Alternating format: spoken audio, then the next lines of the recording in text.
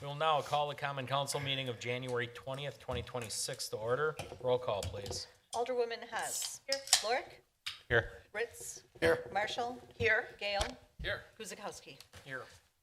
Everybody rise for the Pledge of Allegiance. Christine. I pledge allegiance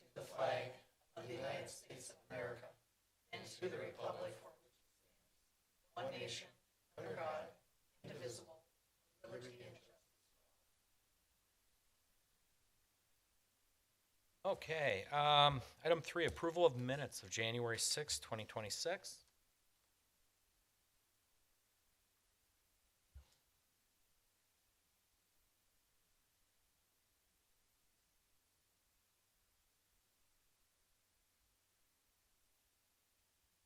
If there's no discussion, errors, omissions, corrections, motion? Hess moves to approve minutes from 1/6/26. Clark seconds. Roll call. Alderman Lorik. Aye. Ritz. Aye. Marshall. Aye. Gale. Aye. Guzekowski. Aye. Hess. Aye.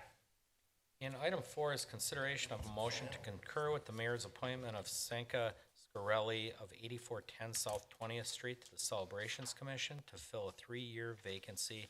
It will expire in April of 2028. You have the information in your packets. If there's any questions, please take the floor.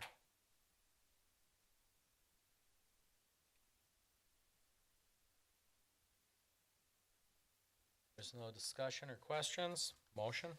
Marshall will move to concur with the mayor's appointment of Senka Shakreli at 8410 South 20th Street to the Celebrations Commission to fill a 3-year vacancy expiring 4/28.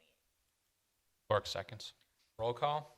Alderman Ritz. Aye. Marshall. Aye. Gale. Aye. Guzekowski. Aye. Hess. Aye. Lorik. Aye. Item 5 is Public Works and Utility, and it's consideration of a motion to purchase a new Toro Groundsmaster 4000D mower from Reinders in the amount of $100,980.16 through the Sourcewell bid contract. Matt Rabadowski with us. Hey, Matt. Thank you, Mayor and Common Council. Matt Trevatuski, Director of Public Works. I thought it would be a good opportunity with this lovely January weather to bring forward a couple of spring, summer type items for our purchases tonight. So the large mower replacement purchase, this is one of our larger mowers for a lot of the grounds maintenance that we do throughout the various parks throughout the community. The council had approved a 2026 budget amount of $128,000 for this purchase. So we did receive a couple quotes from Reinders, and through the Sourcewell bid pricing, we were able to get a better cost of $100,980.16. This mower is about 20 years old, going on 20 years old this year, and we typically look to replace those mowers within a 15 to 20 year window. If you have any question, I'd be happy to answer those. What do you do with the old mowers? We'll sell them on municipal auction if we can altogether, or we would scrap them as we need to, or as we can. Any other questions for Matt? Just a quick question on repairs. When we're working on reports, are we doing it in the house most of the time? Yes, we are doing it in-house, so we do try to stick with similar mowers if at all possible, a lot of Toros that we have currently. So we keep some of the parts on hand, and our mechanics are familiar with the equipment. Okay. Okay, if there's no further questions, motion, please. Fritz will move to purchase a new Toro Groundsmaster 4000D mower from Riders in the amount of $100,980.16 through the Sourcewell bid contract. Clark seconds. Roll call? Alderwoman Marshall. Aye. Gale. Aye. Guzekowski. Aye. Hess. Aye. Lorik. Aye. Ritz. Aye. Item 6 is consideration of a motion to concur with the recommendation of the Parks and Recreation Commission to purchase playground equipment and safety surfacing for the Chapel Hills Park from Gruber Leisure Products, Inc. Through the HGACB buys contract in the amount of $125,337. Thank you again. As indicated, this would be for Chapel Hills Park, replacing that 30-year-old structure. That'll pretty much make this park, as far as its amenities, brand new. We did do some resurfacing of the tennis courts and also converted one of them to pickleball courts. Redid the basketball standards in court itself, as well as the backstop for the baseball field in the park. So this replacement of the playground equipment will kind of complete that park for the most part, as far as what it has for its amenities. The 2026 budget was 120,000, so it is it's slightly over that at 125,337. We have gone under in a few of our other capital accounts, so hopefully that's okay. Otherwise, we could deal with that through our operating budget. But we would be recommending the HGAC buys contract, the recommendation from the Park and Rec Commission, and that was 125,337. I'd also just note, we do typically keep these about 30 years or more if we can, replacing the decks, slides, different things, keep them serviceable as long as possible. Certainly could continue to use them. There's nothing really defective with the equipment necessarily, but it's kind of a replacement process where we don't want to land in a spot 5-10 years from now where we're replacing 3 to 5 structures in one setting. Questions? Okay, seeing none, motion. Cost moves to concur with the recommendation of the Parks Recreation Commission to purchase playground equipment and safety surfacing for the Chapel Hills Park from Gerber Leisure Products, Inc. through the HGAC buys contract purchasing agreement in the amount of $125,337. Marshall, second. Roll call. Alderman Gale. Aye. Guzekowski. Aye. Haas. Aye. Lorick. Aye. Ritz. Aye. Marshall. Aye. Item 7 is community development. It's consideration of a resolution approving a certified survey map to divide the property at 3521 East Oakwood Road. Christie? Thank you, Mr. Mayor. Christy Lane, Community Development Director. This is a certified survey map. You may recall the Viridian Homes parcel on the south side of Oakwood Road. This parcel was before the Common Council last year for a rezoning to the RS4 district. They are going to phase their development as a total of 44 new lots that will be created with the preliminary subdivision plat. It actually was approved by the Planning Commission last week. And with the 2 phases, their certified survey map follows the phasing. It'll split the 38-acre site into 2 parcels, one being 29 acres and one being 7 acres. The 29 acre it's just so much larger in size because it has the entire south end, the wetlands and the retention ponds for the site is in the larger parcel. That will be developed as 21 single-family lots. And then the smaller parcel, the 7-acre parcel, will be divided into 23 single-family lots. Being such larger parcels that the CSM creates, of course, it does meet the RS4 bulk and dimensional requirements. And the Plan Commission reviewed this at their meeting last week and recommended approval. Again, they did also approve the preliminary subdivision plat, which identifies the 2 phases. If you have any other questions, I would be happy to answer them. Thank you, Christie. Questions for Christie regarding certified survey map? Is that 7.4 acres for 23 single family? Is it? Yeah, and it meets it's just they seem so, well, they are so different because the larger one contains all the wetlands, but yes, it does meet the density of the zoning district, and the lot sizes meet the requirements of the zoning district as well. I think it also has to do with their financing as well, with the two lots being divided. This might be preliminary, but does that mean that they phase in the utilities? Yeah, and the infrastructure? Yeah, so the ponds will be required to be constructed with phase 1. But that's all in lot 1? Yep. Okay. Yep, but then the infrastructure for phase 2 would be approved when they're ready. Well, it'll be done with phase 2. Okay. Yep. Ken? Sorry, Christie. Which actually section will be done? Do you know which one will be worked on first? West, which includes all of the ponds, Okay. And then do you know? or west maybe and Benjamin, south, right there, I do you know, should say. is the mix of the homes similar? I in both phases or not? A representative of the developer is here. Yeah, I know. He probably would be more appropriate to answer that question. Ben, you want to come up? Ben, Sorry. yeah.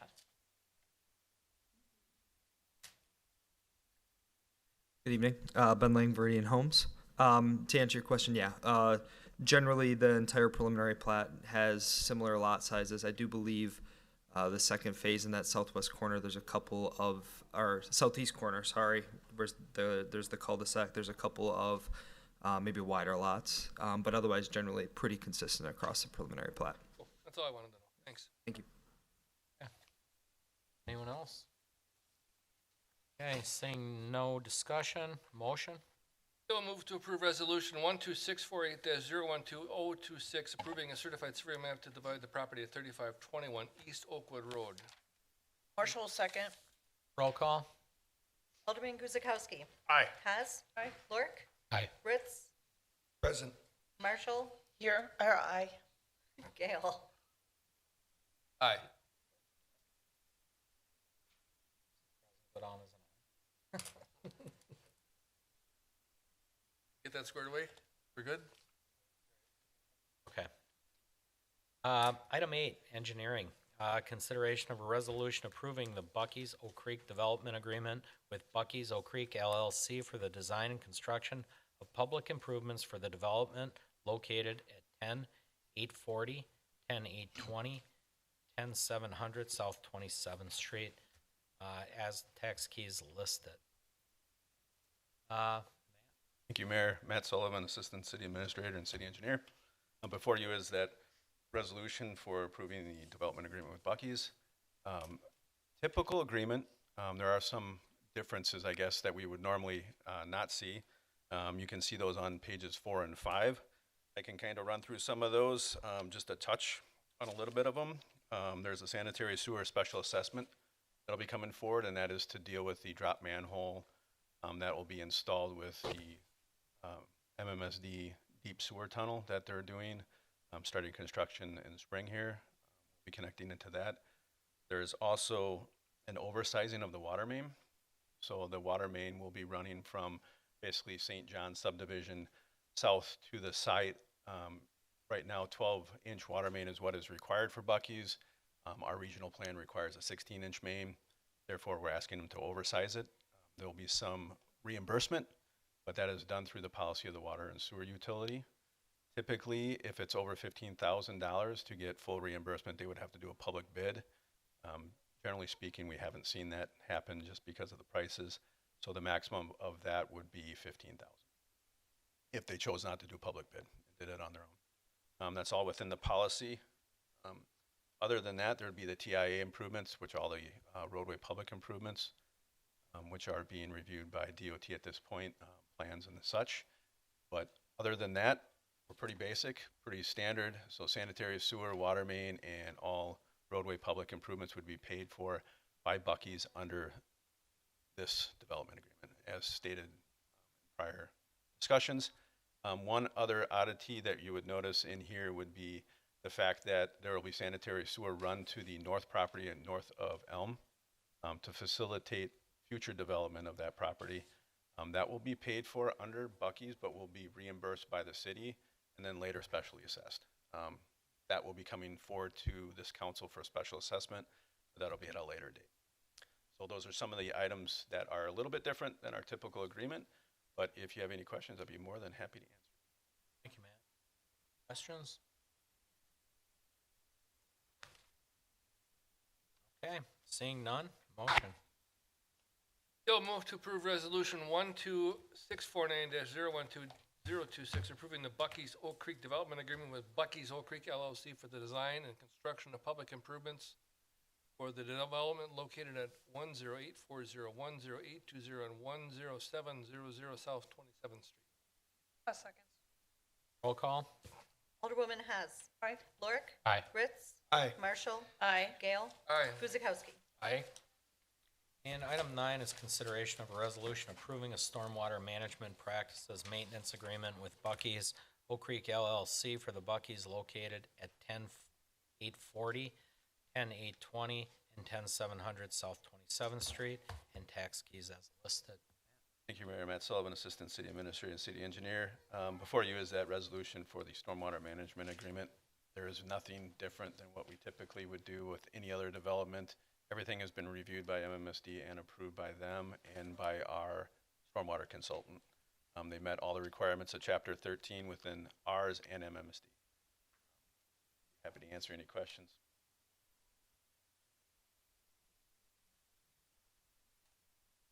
No discussion, no questions? Motion? House moves to adopt Resolution 12650-012026, approving a stormwater management practices maintenance agreement with Bucky's Oak Creek LLC for Bucky's located at 10840, 10820, and 10700 South 27th Street. Bork seconds. Roll call? Alderman Lorik. Aye. Ritz. Aye. Marshall. Aye. Gale. Aye. Guzekowski. Aye. Hess. Aye. And as item 10 is the License Committee, I'll turn that over to Alderman Ritz. Thank you, Mayor. Included in your packet is the licensing committee report. Please look it over and let me know if you have any questions.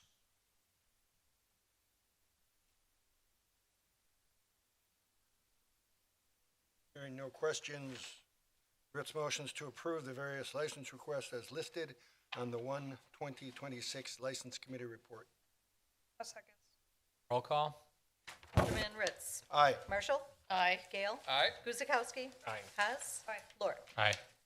Item 11 is our vendor summary report for January 14th, 2026. It's in the amount of $1,397,151.08. Of this, $498,439.90 will affect the fiscal year 2025, with the remaining $898,711.18 affecting 2026. Have any questions, please take the floor.